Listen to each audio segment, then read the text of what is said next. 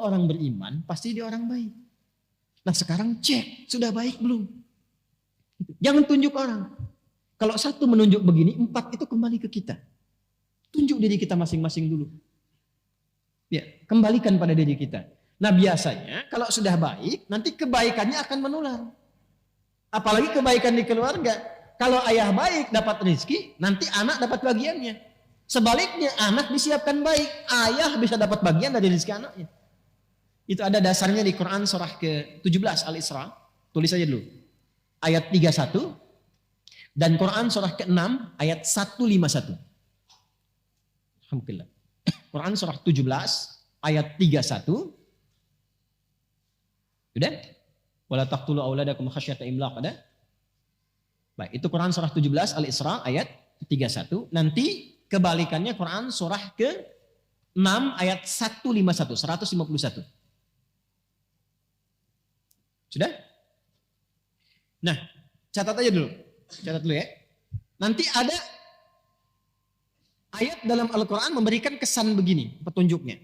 Nahnu narzuqukum wa iyyahum dan nahnu narzuquhum wa iyyakum. Ada rizki yang Allah titipkan lewat orang tua, nanti nyambung ke anak. Ayah bekerja, anak dapat bagiannya. Nanti kalau ayah mendapatkan pekerjaan itu dengan cara yang baik, kebaikannya nular ke anak. Dan gak sampai di anak, kadang sampai ke cucu, ke cicit. Pernah dengar Al-Imam Asy-Syafi'i, bintang ulama di zamannya, gurunya Imam Ahmad bin Hanbal, muridnya Imam Malik rahimahullahu ta'ala, Imam Asy-Syafi'i. Ya, dikenal luas luar biasa. Kitabnya Masya Allah, sampai sekarang mazhabnya menyebar. Ketaatannya sangat luar biasa. Kan nama aslinya bukan Syafi'i, nama aslinya Muhammad bin Idris, bapaknya Idris. Asy-Syafi'i itu kakek ke atasnya. Kakeknya orang soleh, orang taat, alim. Hartanya didapatkan baik, rizkinya bagus. Berdoa minta kemuliaan pada Allah. Yang jadi siapa? Cucunya. Generasi kemudiannya. Jadi orang tua yang bekerja sekarang dengan cara yang baik, rizki yang baik, dan dia berdoa, ya Allah, jadikan di antara anak saya ada anak yang ahli Quran, ahli hadis, anak yang saleh. Wasilah doa itu yang mungkin mengantarkan, boleh jadi di anaknya, boleh jadi cucunya. Yang berdoa mungkin gak hafal Quran, tapi wasilah doa dan harta yang halal itu yang sampai pada anak, itu yang menjadikan anak sukses. Disekolahkan di tempat yang baik, lahir nanti cucu. Cucu ini yang ternyata pecinta Quran. Dan cucu itu menjadi ahli Quran. Boleh jadi bukan karena ikhtiarnya saja. Mungkin 30%, 70%-nya doa kakeknya. Jadi gak ada yang sia-sia dalam amalan. Sebaliknya, keburukan yang dikerjakan oleh orang tua, sepanjang masih ada anak yang diasuh, itu hati-hati. Anak bisa mendapatkan bagian buruknya. Walaupun di akhirat hisabnya masing-masing, di dunia dampaknya sampai. Ya, makanya saya itu sering katakan, tolong para ayah, para ibu, bertutur yang baik. Berperilaku yang baik. Kalau ingin berbuat yang tidak baik, atau terfikir atau digoda oleh orang lain, diajak berbuat yang tidak baik, tolong ingat dulu anak-anaknya. Karena kalau orang tuanya terkena keburukan, anaknya itu yang kadang kena dampaknya. Bapaknya yang korupsi, anaknya yang dibully. Betapa banyak anak-anak sekarang malu, takut untuk sekolah. Karena ketika dia berangkat sudah disebutkan anak koruptor ya, anak koruptor ya. Kamu anak pembunuh ya, kamu anak perampok ya. Makanya berpikir dulu kalau ingin berbuat maksiat. Pikir dulu keluarga. Makanya ibu ingatkan bu kalau ayahnya itu berangkat. WA tuh, jangan cuma pasang status terus. Ingatkan. Pak ingat ya anak-anak ya Pak ya. Insya Allah kami bisa tahan lapar. Tapi kami nggak bisa tahan panasnya neraka Pak. Ya memang hari ini panas banget Maya, apalagi di neraka. Bisikin. Bisikin. Anak-anak kita tuh di TK udah dilatih tuh. Untuk membisikkan ke orang tuanya. Ya bisikin kebaikan-kebaikan. Insya Allah kalau terus diingatkan tuh terjaga. Terjaga. Ada dulu orang-orang soleh begitu. Jadi kalau setiap suaminya kerja, istrinya membisikkan. Seperti tadi, terjaga dia. Dan potensi maksiat itu tinggi. Apapun itu bisa terjadi. Karena setannya kan terus menggoda. Jelas? Nah, ulaika lahumul amnu wa hum muhtadun. Kalau kita benar, maka ketenangan diberikan kepada jiwa, dibimbing setelah itu. Kalau sudah benar mendapatkan ini, perhatikan, catat kalimat ini baik-baik ya.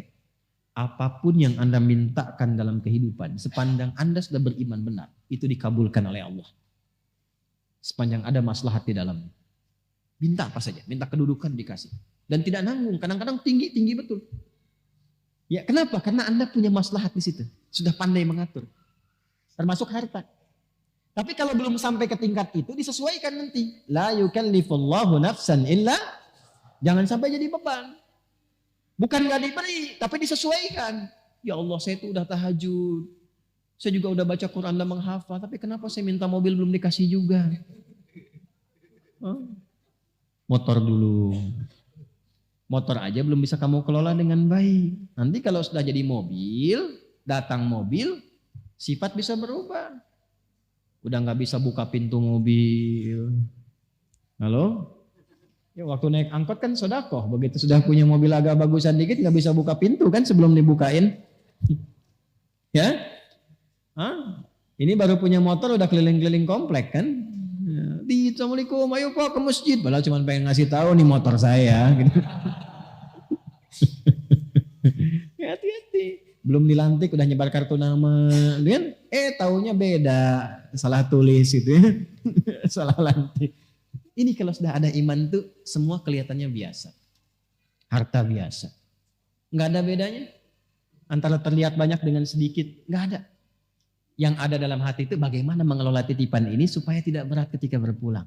Selalu begitu. Dan itu enak, nggak ada beban pada akhirnya. Nggak ada beban demi Allah saya katakan. Nggak ada beban. Anda tuh melihat 1 juta dengan 1 miliar. Sama aja. Kertas. Sama aja kan? Antum tuh tahu. Sama aja. Nggak ada bedanya. Ya, dan pada akhirnya sudah usang juga. Jadi problemnya cuma begini, itu 1 juta dengan 1 miliar, sama-sama habis juga kan? Sama-sama hilang ya. Saya tuh kadang suka begini, saya suka heran tuh. Kadang-kadang mau senyum sendiri, takut dikira orang aneh. Tapi ini perkara emang patut disenyumin. Orang berangkat gelap, kerja, capek begini, mencari sesuatu yang mau habis. Mencari sesuatu yang habis. Ya, berangkat, bahkan kadang ada yang berkelahi, ada yang berselisih. Memperebutkan sesuatu yang hilang.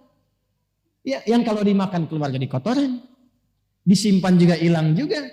Terus hidupnya begitu aja, berangkat gelap, pulang gelap, kerja lagi, berangkat pagi, kerja, siang kerja, malam kerja lagi. Jadi nggak ada yang dalam hidupnya itu semua kerja bagus memang, tapi ketika dapat sesuatu hilang. Ya, bahkan ada yang harta banyak tapi nggak punya waktu, sayang. Banyak miliarder, macam-macam triliuner dan sebagainya, hartanya banyak. Tapi kelihatan nggak punya waktu, saya kasihan gitu ngelihatnya. Ya, hidupnya buat malam sampai tidur itu pun mimpinya tuh mimpi kerja. Ini kebijakan buat besok dulu. Kasihan. Ya. Ada orang harta banyak nggak punya waktu. Ada yang kebalik, waktunya banyak nggak punya harta. Itu pengangguran. Ya, pengacara pengangguran banyak bicara gitu kan, ya itu waktunya banyak tidak punya harta, ya sedikit. Ada lagi yang sedikit harta sedikit waktu, itu yang tipe-tipe pekerjaan terbatas, yang dapat salary terbatas itu, yang belum akhir bulan udah habis gitu. Ya berangkatnya kan gelap kan, berangkat gelap dipaksa kerja gini belum akhir bulan habis, nyicil lagi, utang lagi, gali lagi, tepuk lubang lagi. Sedikit waktu, sedikit harta. Jadi dia punya sedikit untuk dirinya, tapi sedikit juga yang dia dapatkan. Ya, yang hebat itu kan banyak harta, banyak waktu. Itu kalau di teori marketing itu sleeping investor namanya. Di teori marketing dunia, dia invest, tapi dia sambil tiduran, waktunya banyak, hartanya banyak. Tapi kan cara mendapatkan harta itu kerja juga dia kan. Makanya tarik ke marketing akhirat. Itulah orang beriman. Orang beriman tuh kalau benar imannya, waktunya akan banyak karena diberikan keberkahan oleh Allah. Jadi itu jalan ke pekerjaan aja masih bisa hafalan Quran. Masih bisa ngaji, masih bisa dengerin murattal, waktunya banyak. Jadi nggak ada kata nggak punya waktu untuk ngaji, masih banyak waktunya. Zikirnya itu bisa sambil jalan, pulang aja jalan. Ya, sambil zikir, di kendaraannya juga masih dengar Quran. Diskusinya masih bermanfaat, itulah yang banyak waktu. Dan banyak peluang. Kalau bentuknya harta diberikan oleh Allah, bentuknya kedudukan dinaikkan oleh Allah, karena ada manfaat di dalamnya. Jadi kalau ingin cepat mencapai sesuatu dengan mudah, shortcutnya gampang. Beriman dengan cara yang benar. Nah, tanda orang beriman itu kalau sudah beriman, diberikan ketenangan, dapat bimbingan. Bimbingan pertama yang Allah berikan, wahum muhtadun, itu bimbingan untuk berbuat baik. Ya, setiap yang berbuat disebut dengan amal. Setiap kebaikan yang didorong oleh iman disebut dengan soleh. Amal baik yang dihasilkan oleh iman disebut dengan amal saleh. Karena itu di sini kalimatnya berbunyi wabasyiril ladzina amanu wa amilus. Itu yang saya katakan di awal, orang beriman itu pasti baik. Jadi kalau kita sudah jadi orang baik, apalagi diisi dengan ilmu, apa saja gampang didapatkan. Mau jadi apapun. Beriman yang kuat, ilmu isi. Sekarang mau jadi apa? Imannya dulu. Makanya dulu orang-orang hebat itu dimulai dengan penguatan iman. Dulu bukan sekolahnya dulu Pak, sholatnya dulu. Lalu Quran. Sholat sudah bagus, Qurannya sudah bagus, lalu ditempatkan di bimbingan para ulama. Mereka belajar. Kalau saya sebut ulama, jangan bayangkan yang materi Islami saja. Itu orang Islam dulu itu, hafal Quran, hafal tafsir, tahu banyak hadis. Tapi saat yang bersamaan ahli fisika, ahli matematika, ahli kimia, ahli kedokteran. Itu ada buku kalau nggak salah Bidayatul Mujtahid tuh di situ tuh, yang terjemahan warna biru itu sampulnya, terjemahannya Bidayatul Mujtahid. Itu karangan siapa? Ibnu Rushd. Siapa Ibnu Rushd itu? Dokter bedah.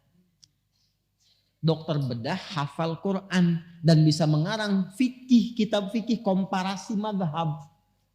Ya, ini bab ini pendapat ulama ini disajikan. Gak ada tarjihnya, dikomparasikan. Yang nulis siapa? Dokter bedah. Ini dokter bedah dulu tuh dokter spesialisasi pembedahan tapi juga hafal Quran. Itu yang sekarang mesti kita wujudkan. Dan akhirnya apa? Muncul khazanah keilmuan, muncul peradaban.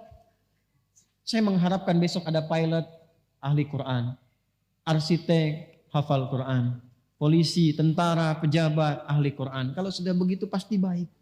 Pasti baik. Ada yang datang ke dokter berobat. Bapak kenapa? Saya kepalanya kok kayak vertigo gitu. Yang dirasakan apa? Kayak bolak-balik, kayak gempa begini. Kapan terjadinya? Itu kalau tetangga saya tuh dia pakai mobil baru, saya vertigo. Dia pakai baju baru, saya pusing. Ya. Nah, udah, karena dokternya ahli Quran, nggak akan dikasih obat kimiawi, nggak akan dikasih obat herbal. Ini Pak resepnya, Quran surat sekian ayat sekian. Ulang.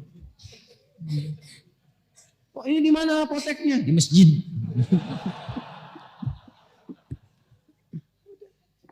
Ada begitu, lebih cepat gitu. Kan sekarang matanya pada sehat, tapi mata hatinya sakit. Dia bisa bedakan tuh sendal bagus, sendal jelek. Tapi pulang dia pakai sendal orang. Jangan terjadi di sini, ya. Karena kita ngaji. Paham? Nah ini, jadi kalau sudah begini, wabasyiril ladzina amanu wa amilus shalihat. Itu yang harus kita tanamkan pada jiwa, jadi orang baik. Tapi kebaikannya diisi oleh iman. Nanti kalau sudah konsisten, Allah akan tambahkan nikmatnya. Dan gak usah repot-repot. Mau masuk ke kampus bagus, nanti Allah tunjukkan. Mau dapat jabatan promosi, gak usah pakai rumus-rumus yang maksiat. Nyogok ini, itu, macam. Nanti ditunjukkan sendiri. Tiba-tiba datang orang baik, tiba-tiba datang komandan baik, dikasih referensi, tiba-tiba pimpinan mengarahkan. Bisa terjadi. Allah itu kalau sudah menetapkan seorang hamba baik, ditemukannya dengan yang baik lagi.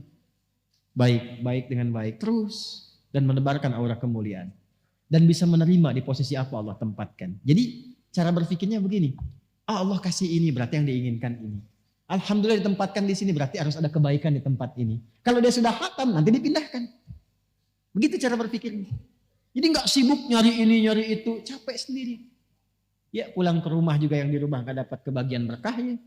Ya berkah waktu, berkah kasih sayang, berkah perhatian, berkah macam-macam. Jelas? Baik. Nanti kalau sudah seperti itu pulang ke akhiratnya pun mendapatkan penerimaan terbaik. Ya dari hasil amal soleh yang dihasilkan lewat imannya. Penerimaan itulah yang menghasilkan jannah. Ya dan dia berhak mendapatkan itu. Haknya itu yang menggunakan kata anna dan lahum yang kemarin saya bahas.